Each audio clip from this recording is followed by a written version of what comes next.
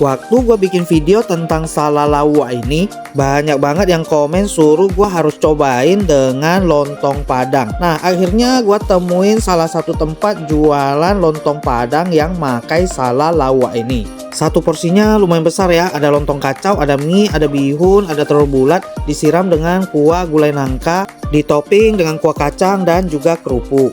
Dan inilah penampakan satu porsinya ya. Pertama-tama gua pengen cobain dulu kuahnya ya. Ini gua pakai kuah gulai nangka. Rasa kuahnya itu asli gurih banget. Rempah dan bumbu di gulainya ini gua suka banget. Lontongnya juga enak. Ini pakainya namanya lontong kacau. Teksturnya padat tapi lembut. Lontong kacau itu dicetak di atas toples ya. Ini khusus makanan khas untuk lontong sayur Padang. Dan sesuai dengan rekomendasi dari kalian semua, salalawaknya gua makan dengan kuah lontongnya. Asli enak banget. Apalagi di sini juga ada jual keripik pedasnya. Asli ini bikin tambah nikmat aja.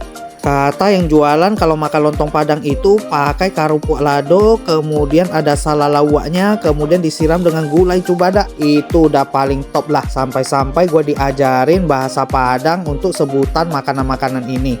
Lokasinya ada di pinggir jalan menuju Ciptalent ini ya, tepatnya dekat simpang mau ke Tiban 1. Namanya Lontong Padang Uniati.